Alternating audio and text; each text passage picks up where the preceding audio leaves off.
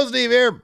Hey, Larson. Welcome back to Friendo Club Wrestling. On today's Friendo Club Wrestling, thought it'd be fun to do this. We've done this from time to time within the podcast. I don't know what's happening to my voice right now.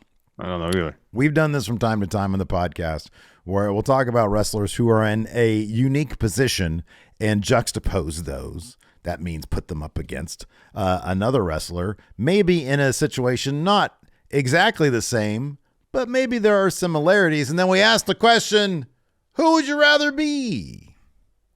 So I'll go ahead and start. I had this conversation with our good friend Maggie yesterday. Yes. And Maggie is our champion. She is our champion. Now, literally, by the way, because she got the present we sent her for Christmas, and she loved it. I forgot to relay that information to you. So we were talking about this.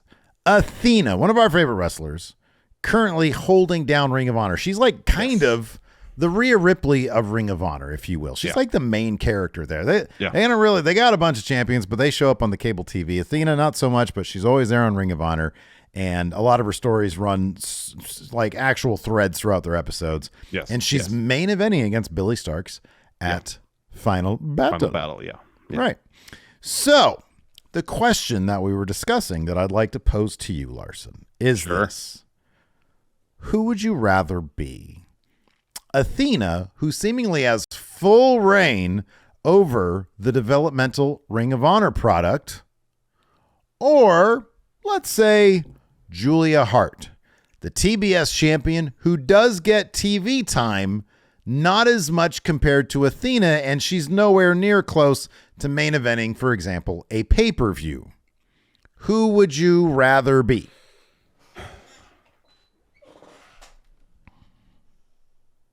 You know, a situation like this, I tend to lean towards the competitor who is having their work seen by the most people.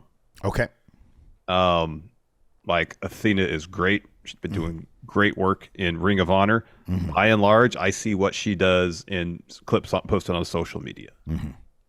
And my hope is very soon we will see Athena on cable television. Yeah, I hope so. Sooner rather than later. Hopefully, if she ends up losing to Billy Starks at Final Battle, hopefully that's her moving back up to AEW main roster, whatever you want to call it. That being said, I don't know what the metrics are for Ring of Honor viewership on Honor Club. I'm guessing they pale in comparison to probably even Rampage. Sure, yeah. I don't know for sure, though. I don't know what the subscriber base is. I don't know how much each episode of Ring of Honor gets viewership. Each episode of Ring of Honor gets. Julia Hart, when she's on Dynamite, 800,000 people at the minimum are going to be watching what she does. True. 400,000 to 500,000 for Collision, 300,000 to 400,000 on Rampage. And based on the work she's been doing, she's amassed a really good following. Yeah. I know they recently had a show in Minneapolis. She's from the area. Got a great response, but even then, outside of the Minneapolis metropolitan area, she's been getting great reactions from the crowd, people chanting her name. She is someone in AEW whose star is on the rise, and she's doing it on the largest platform available to an AEW contract talent.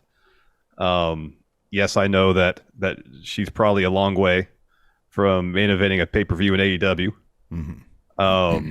That being said, And I know AEW, Tony Khan does not book the women's division well at all in AEW. Yeah. That being said, she's positioned relatively well in terms of seemingly where her career is going. And I think just on the basis of the fact that she is in front of a larger audience on a weekly basis, I would probably lean towards Julia Hart.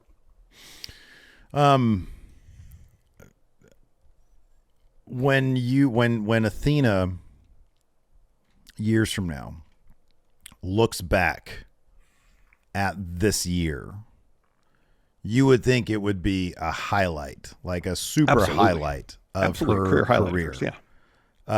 She's doing work that is incredibly interesting. It's what we usually call vital, and she's holding it down basically by herself as champion. Yes. On what is a brand with a pretty big legacy. And you got to think that's something really special. And I think that's pretty awesome. She is doing phenomenal work. And I hope that translates, if she does lose at Final Battle, whenever she loses the Ring of Honor Women's title, I hope that carries her onto the cable television. Same. And she's able to continue and build upon what she's already built in Ring of Honor. It's got to be pretty great to come from where she came. Her time in WWE seemed to be one of a lot of frustration there. And, land in AEW and then get kicked to Ring of Honor, but at least been given the freedom to craft this character and to work with Billy Starks the way she has. Yeah. And to do all these things. I'm reminded back when you and I were with Machinima and we got to do all those amazing short films and whatnot. Yeah. It's a time that I look back on with a high degree, even though like from a career standpoint, we're probably much better off now. I look back at those days and I'm like, man, there was something special about the creativity that we were able to, that we had the freedom to employ while being employed.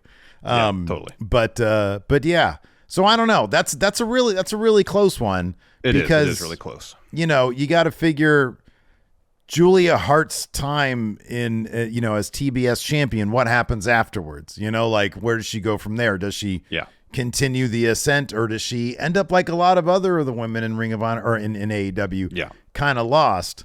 But yeah, I don't know who I'd rather. I'd probably rather be Athena at this point, because I feel like maybe the sky's still the limit, doing what she's doing, and maybe she can be somebody who, when she does come to cable television, is able to maybe break through a little bit with her character. But that's the way I'm looking at it too. But I don't know. It must be really nice to be in a position where you go to work, you're getting paid your paycheck, and you get to do kind of whatever you want to do and craft something really interesting. Exactly. I wonder if you're in the women's division in AEW, even if you're TBS champion, are you kind of worried a little bit? Are you like, oh man, I'm coming to work, I don't know if I'm gonna be on TV. Oh, cool, they're putting me on this week too. Yeah, I'm sure. So I don't know. What do you got? One for me? Sure. So I'm gonna ask you to compare the two current world champions. Who you would rather be? Oof, okay. Seth freaking Rollins. Okay. Soon to be a free agent, June of 2024. Okay. Maxwell Jacob Friedman, potentially a free agent at the end of this year, assuming he hasn't signed extension with AEW. We got two world champions in the midst of pretty long reigns. Obviously, MJF's much longer than Seth, but still. Who would you rather be, Steve? So, right now, if I'm Seth Rollins, I'm a babyface champion who was on a Survivor Series team that wasn't named after me. So you're kind of, to a degree, second fill of the Cody Rhodes.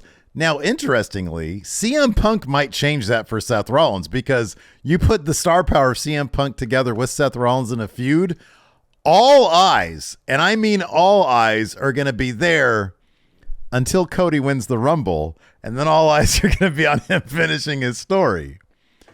If I'm MJF, I'm the very hurt, waking up every day because I'm putting my body on the line every single time I'm out there for AEW, a brand that's been kind of beat up also over the past year or so. Oh, man, that's a good one, because if I'm Seth Rollins right now, you're kind of doing your career work. You found a character as a babyface that's wildly over with the fans. Yeah, there's some way more interesting than any other babyface work he's done before. Absolutely. He's one of the rare babyfaces that's really cracked. MJF, again, one of the rare babyface runs that's really like interesting and doing really good work. Seth Rollins, on one hand, we both know what it's like to have the stability of having a happy family and kids. He's got everything right now, including all the money in the world. MJF, if he signed an extension, he's not 1,000% sure it's the best move in the world, because he knows one day he's going to go to WWE. Should he have gone there? Should he, if he already signed an extension with AEW, he's there for a little while. Should he have waited and held off and signed with WWE at a time when they're really hot? But there's a lot of people right there right now. Big fish in kind of at least a smaller pond to WWE. I would probably rather be MJF for the creative freedom. Mm-hmm. I'm sure Seth does too, but Seth, between Cody and now CM Punk, I don't know that Triple H is going to pull me aside and say, hey, listen, Punk can't lose in his first match against you. If I'm MJF, I've got the creative freedom, and he's a smart guy. He's in phenomenal shape in terms of his physique. He's busted up pretty bad. Yeah. But he also has some interesting pieces to work with over the next year in AEW between Swerve and maybe he'll rekindle something with Hangman Adam Page. This whole Devil situation, the Adam Cole situation. Exactly. Yep. There are a lot of pieces there. And if you are able to be the face of AEW being back up on the ascent, that's a really good spot to be in. That's a really good spot to be in. I'm going to say it's MJF. He's got his entire future ahead of him. Seth Rollins probably has more years in his past career than he does in, going forward. Yeah. So I'm going to say MJF. What about you? No, I would say probably MJF as well. I'm assuming he got a massive, if he re-signed with AEW, got a massive deal. You mentioned the creative freedom. He is involved in right now the most interesting story AEW has, and if the payoff, if they nail the payoff here with the reveal of the Devil as Adam Cole, that can get a lot of people talking, can get a lot of eyeballs on AEW, get some momentum behind them. It doesn't solve the problems they have outside of a couple of the main stories, but it can hopefully be a step in the right direction in terms of turning the tide of the perception that AEW is kind of stagnant, or flailing, and to be at the forefront of that is pretty huge for MJF. Seth, I mean, you can't say anything really negative about his spot in the company right now. He's making tons of money. He's a prominent spot. He just has the consolation title, and he's playing second fiddle to Cody on what should be his brand. And maybe you can make the case after Phil signs. We're shooting this Monday. After Phil signs the Raw tonight, third fiddle. And it's not a bad spot to be in. A really good spot to be in. It's entirely possible that he and Phil end up main eventing night one of WrestleMania. It's entirely possible that happens. Yeah. I think right now, based on everything, I'd rather be MJF as well. Yeah, but there's not a bad answer there. You're right. There's not a bad answer. All right, I'm going to go to this one here. All right. This past weekend, of course, saw NXT's Deadline, one of the most interesting stories in the NXT universe, I guess they call it right now, is, of course, the ascent of Trick Williams and Carmelo Hayes, former NXT champion. Trick is now the number one contender to Ilya Dragunov's NXT title, but there's still this subplot going on of who attacked Trick Williams. All eyes are on Carmelo Hayes. Lexus King has said that he wasn't the guy that did it. He simply used that situation to get a premium live event spot. So we're back to the mystery. So Carmelo and Trick, they've got this feud. Now, Trick is probably the most over guy in NXT. He's not seen as a sidekick for Carmelo Hayes anymore. Nope. The only thing Carmelo Hayes really has on him is that terrific in-ring ability that Trick is still finding. So, Larson, who would you rather be right now? Trick Williams, whoop that Trick, or Carmelo Hayes? So right now,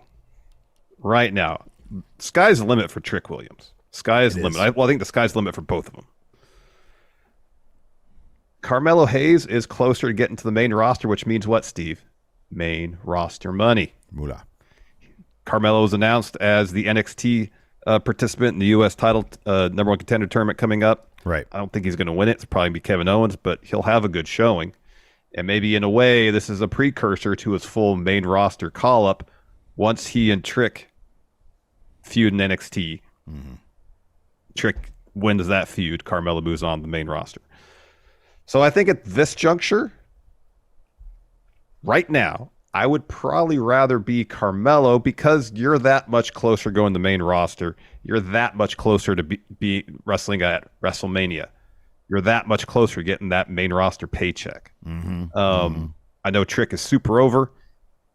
He's not going to win his match against Ilya coming up because whoever attacked him, maybe Carmelo, is probably going to cost him that match. Yeah. So I know Trick's wildly popular and he's fantastic. he's probably got another year in NXT at least before he's going to the main roster. Carmelo could happen in a couple months. It could happen after Mania. Yeah, it could happen soon. Yeah, soon. So for that reason, I'd probably lean towards Carmelo. This is why the answer is Trick Williams, Larson, because he's taller. He's got probably a top 5 promo in the company right now. He's a really good promo. I dare to say he's maybe one of the most crowd-proof people. I don't see anybody getting tired of this guy. He has got and that's not taking anything away from Carmelo. Carmelo is great. He's got tons of charisma himself, but he doesn't have Trick Willie levels of charisma. This guy's got the height, the look, the build. He's young. His in-ring's only going to get better. You're right. You're absolutely right. Carmelo is that much closer to main roster because he's sort of been there already. Or he's been where Trick is. Yeah. But for that crowd to always be behind Trick, and if they start touring, you're going to see just how popular this guy is. If they really build him to be a superstar in NXT, and then he gets to main roster as a star, that could be so exciting for him. I'm really excited for this guy, man. I think he's absolutely awesome. But I go to his promo has always outshined Carmelo. Oh yeah. And on top of that, he's got that WWE size. You know, man, this day and age where Triple H is booking things, I don't know if the size matters as much as it did in the Vince years, though. Doesn't it always? What do they call it? The airport test. You know, I kind of feel like that always. Well, I don't think that's exclusively size. That can also be how you carry yourself. Yeah, but dude, come on, man. You and I have been in the airport. We saw Peja Stojakovic walk by. It's like, holy shit. And he's the most normal looking dude, but he's 6'10". Yeah, he's just 6'9", yeah. Yeah, right. Yeah. So I don't know. Look, there's not a bad answer here, but for my money, it's Trick Williams because, dude, how rare is it that you can take a sidekick and legitimately kick him up so that he's more popular, more over than the other guy? That is a rarity. That's a rarity.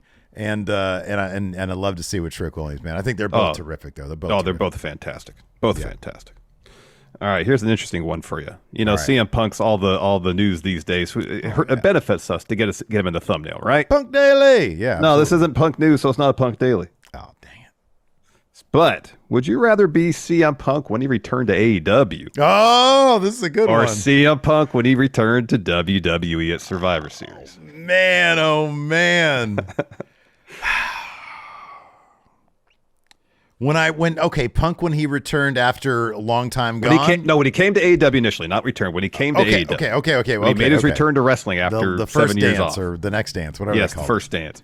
Or would you rather be Punk coming home to WWE at Survivor Series? I would rather be AEW Punk. It's a company built for me. People don't really realize just how perfect AEW was for CM Punk at the beginning. People didn't realize just how bad it was going to go and how it actually deep down in the guts of it wasn't good for him. But the style of wrestling, what they represented, how cool it was, that fit seemed so absolutely perfect. And there was that 7-year absence. He had been gone forever, and then word started percolating. Sean Ross Sapp broke the story. He's coming back. What? They didn't even have to announce that he was going to be there for that place to sell out and for everybody to know exactly what was about to happen. That was exciting like nothing else. And yes, the Survivor Series pop was amazing. It was a surprise. It was a shock. And it was all sorts of awesome. And I'm really looking forward to seeing what he can do in WWE under a different structure than AEW. Well, structure. Actual structure. Yeah, actual structure. But nothing beats that first return, man. Nothing beats that first return. What about you? What would you rather be? Probably the promise, the potential of going to AEW and making that huge splash after 7 years away from the business. At the same time, the structure and security of WWE and as huge it was for him to come back after 7 years gone, 2 years ago, no one would have thought that CM Punk would ever go back to WWE. Yeah. Ever. Oh, some people thought, maybe he'll come back to wrestling in some capacity. Maybe just do it kind of, for fun when he wants to, show up at Silas Young's shows or something like that, which he did. Yeah. Just under a mask. But after, the Art of Wrestling podcast, after the lawsuit, after all the statements he made, talking crap about WWE, the fact that he stepped through that curtain with Cult of Personality playing at a WWE show, it is a hell froze over moment in the world of pro wrestling. It is. You're absolutely right. It is, yeah. So, again, I don't think there's a bad answer here. Yeah, right, yeah. I would probably lean towards the potential and the promise of what AEW CM Punk could have been. Mm-hmm. Yeah. But you're right. Deep down, there was just some fundamental issues within AEW that CM Punk needs structure. There's you a big old... You can't just go out there and do everything he wants to do without some sense of structure backstage. There's there's still also, dude, that big sticking it to you. Like, hey, we're the insurgency. We are the counterculture. We are going to be what you guys couldn't figure out to be, and that's AEW. And then it all went to shit. But that promise, oh man, that promise is something else. You got you got to eat a little bit of crow these days. You got to make good with some people that you didn't really want to make good with. Maybe. Yeah. So that was fun. Anyways, hey, I want the friendos to drop in the comments some who would you rather be's, because I think this could be a lot of fun if we did this on regular basis. All right, we'll react to some of those in the next one. Thanks everybody for tuning in. Appreciate it. Hit that like button, hit that subscribe. We'll see you around.